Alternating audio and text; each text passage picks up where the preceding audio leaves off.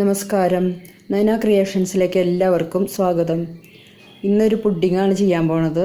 ഇപ്പോൾ കാണുമ്പോൾ അറിയുണ്ടാവും, 2 കളറാണ് ചെയ്തിട്ടുള്ളത്. ഇപ്പോൾ കളറിന് വേണ്ടിയിട്ട് വേറെ കളറൊന്നും ചേർത്തിട്ടില്ല, നാച്ചുറലായിട്ടുള്ള കളറാണിത്. അപ്പോൾ പുഡിങ് ഉണ്ടാക്കാൻ തുടങ്ങിയാലോ? ജെലറ്റിൻ വെച്ചിട്ടാണ് പുഡിങ് ഉണ്ടാക്കുന്നത്. അതിന് വേണ്ടിയിട്ട് 2 tablespoon gelatine, 4 table spoon വെള്ളം ചേർത്തിട്ട് കുതിർക്കാൻ വയ്ക്കാം. ഈ ജെലറ്റിനൊന്ന് ഇളക്കിയതിന് ശേഷം അടച്ച് മാറ്റി വയ്ക്കാം. അത് അവിടെ ഇരുന്ന് കുതിരട്ടെ. 1/2 ലിറ്റർ പാലിലേക്കാണ് 2 ടേബിൾ സ്പൂൺ ജെലറ്റിൻ ചേർത്തിട്ടുള്ളത്. 1/2 ലിറ്റർ പാലെടുത്തിട്ട് ഇതിലേക്ക് ആവശ്യത്തിനുള്ള പഞ്ചസാര ചേർക്കാം. ഞാനിപ്പോൾ ഇവിടെ 1/2 കപ്പ് പഞ്ചസാരയാണ് ചേർത്തിട്ടുള്ളത്. ഇപ്പോൾ മധുരം കൂടുതൽ വേണ്ടവർക്ക് കൂടുതൽ ചേർക്കാം, കുറവ് മതി എന്നുള്ളവർക്ക് കുറവ് ചേർത്താലും മതി.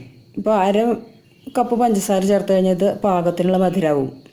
ഇനി പാല് നമുക്കൊന്ന് തിളപ്പിച്ചെടുക്കണം.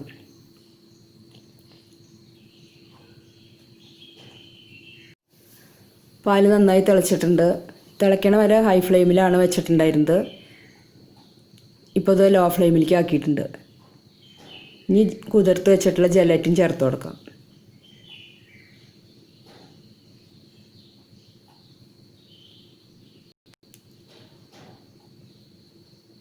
തീ ഒട്ടും കൂട്ടി കൊടുക്കരുത്. ചെറിയ തീയിൽ വെച്ചിട്ട് തന്നെ ഈ ജെലറ്റിൻ അലിയണ വരെ ഒന്ന് ഇളക്കി കൊടുക്കാം. ജെലറ്റിൻ ചേർത്ത് കഴിഞ്ഞാൽ കുറേ അധികം സമയമൊന്നും അടുപ്പത്ത് വയ്ക്കാൻ പാടില്ല. ഫ്ലെയിം ഓഫ് ചെയ്തിട്ട് ജെലറ്റിൻ ചേർത്താലും മതി.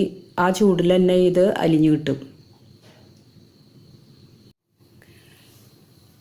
ഇനി ഇതിലേക്ക് ഒരു 1/2 ടീസ്പൂൺ വാനില എസൻസും കൂടി ചേർത്തിട്ട് നന്നായിട്ട് ഇളക്കി യോജിപ്പിക്കാം.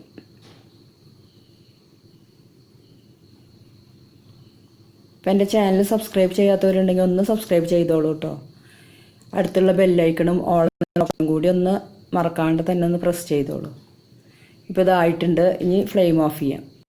ഈ കൂട്ടൊന്ന് അരിപ്പ വെച്ചിട്ട് ഏത് പാത്രത്തിലാണ് സെറ്റ് ചെയ്യണത് ആ പാത്രത്തിലേക്ക് ഒഴിച്ചു കൊടുക്കാം. ഇത് സെറ്റാകാൻ വേണ്ടിയിട്ട് 1 മണിക്കൂർ സമയം എടുക്കും കേട്ടോ. ഇത് നമുക്ക് ചൂടാറി കഴിയുമ്പോൾ ഫ്രിഡ്ജിലേക്ക് വെക്കാം.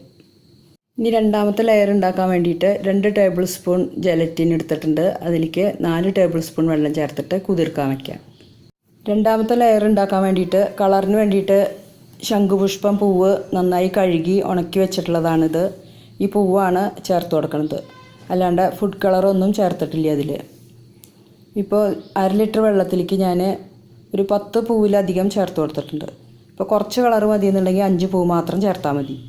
ഇനി ഈ പൂവ് ഇട്ടിട്ടുള്ള വെള്ളം നന്നായിട്ട് തിളപ്പിച്ചെടുക്കാം. ഇപ്പോൾ കണ്ടോ, നല്ല കളർ വരുന്നുണ്ടോ?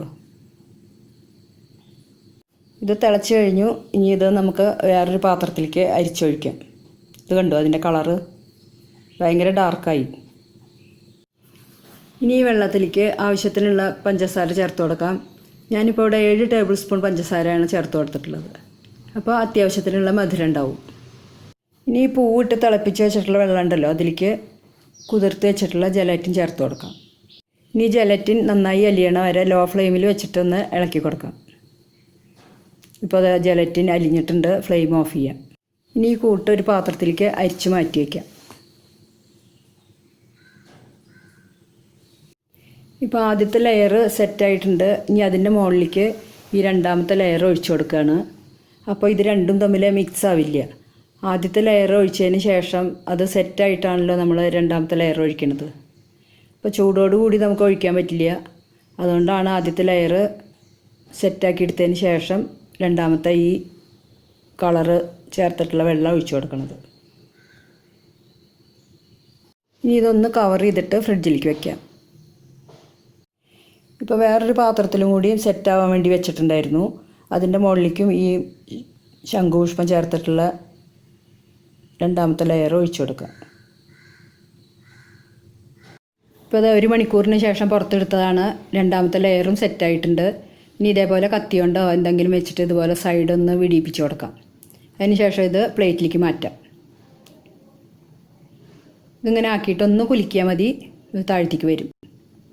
ഇതിപ്പോൾ അടിപൊളി പുഡിങ് റെഡി ആയിട്ടുണ്ട്. നമുക്ക് നല്ലൊരു ജെല്ലി ഉണ്ടാക്കി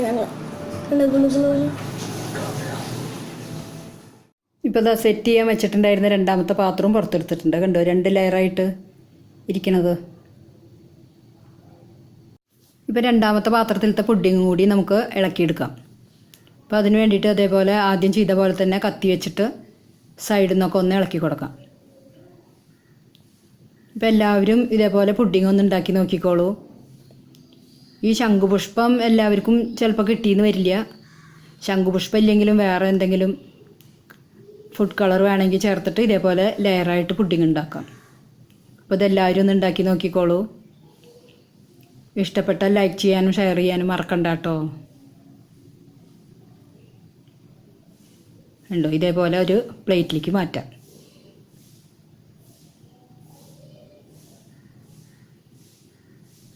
ഉണ്ടോ, നല്ലൊരു പുഡിങ് റെഡി ആയിട്ടുണ്ട്.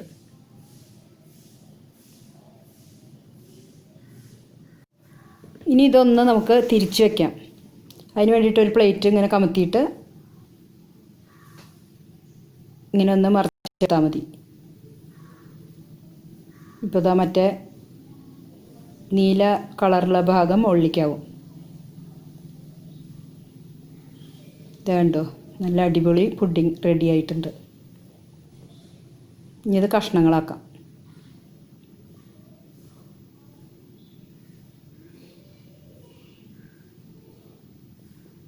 നല്ല ടേസ്റ്റുള്ള ഒരു പുഡിങ്ങാണ് കേട്ടോ. എല്ലാവരും ഉണ്ടാക്കി നോക്കിക്കോളൂ. കുട്ടികൾക്കൊക്കെ ഭയങ്കരമായിട്ട് ഇഷ്ടപ്പെടും. ഇനി ഈ പുഡിങ് മുഴുവനും ഇതേപോലെ കഷ്ണങ്ങളാക്കി മാറ്റാം. അപ്പോൾ നമുക്ക് ഇഷ്ടമുള്ള ഷേപ്പാക്കി എടുക്കാം. ഞാനിപ്പോൾ ഇതേപോലെ മുറിക്കണമെന്നേ ഉള്ളൂ. ഇതാ ഇപ്പോൾ 2 ലെയറായിട്ടുള്ള പുഡിങ് റെഡി ആയിട്ടുണ്ട്. ഇതേപോലെ നമുക്ക് ഫുഡ് കളർ വാങ്ങിച്ചു വെച്ച് കഴിഞ്ഞാൽ എത്ര കളർ വേണമെന്നുണ്ടെങ്കിലും ഇതേപോലെ നമുക്ക് ചെയ്തെടുക്കാം. ആദ്യം ഒരു ലെയർ സെറ്റാക്കി എടുക്കുക, അതിന് ശേഷം രണ്ടാമത്തെ ലെയർ ഒഴിക്കുക, അത് സെറ്റാക്കുക. അങ്ങനെ നമുക്ക് എത്ര ലെയർ വേണമെന്നുണ്ടെങ്കിലും ഇതേപോലെ സെറ്റ് ചെയ്തെടുക്കാൻ പറ്റും. പിന്നെ ഒരു കാര്യം പറയാൻ വിട്ടുപോയത്, ഈ ശംഖുപുഷ്പം നന്നായിട്ട് കഴുകിയതിന് ശേഷം വേണം ഉണക്കിയെടുക്കാൻ. ഇത് ഉണക്കുമ്പോൾ വെയിലത്ത് വെച്ചിട്ട് ഉണക്കരുത്, തണലുള്ള ഭാഗത്ത് വെച്ചിട്ട് വേണം ഉണക്കിയെടുക്കാൻ. ഇപ്പോൾ മൈക്രോവേവ് ഓവനൊക്കെ ഉള്ള ആൾക്കാരാണെന്നുണ്ടെങ്കിൽ ഒരു ബട്ടർ പേപ്പർ വെച്ചിട്ട് അതിൻ്റെ മുകളിൽ ഈ പൂവ് നിരത്തി വയ്ക്കുക. 2 മിനിറ്റ് മാത്രം മതി അത് ഉണങ്ങി കിട്ടാൻ. അപ്പോൾ ഇനി എല്ലാവരും ഇതേപോലെ പുഡിങ് ഉണ്ടാക്കി നോക്കിക്കോളൂ. ഇത്തിരി ജലറ്റിൻ വാങ്ങിച്ചു വെച്ചാൽ മതി. കളർ വേണമെങ്കിൽ കളറും മേടിച്ച് വയ്ക്കുക. ഇനി അടുത്തൊരു വീഡിയോയുമായി വീണ്ടും കാണാം. എൻ്റെ ഈ ചാനൽ കണ്ട എല്ലാവർക്കും നന്ദി, നമസ്കാരം.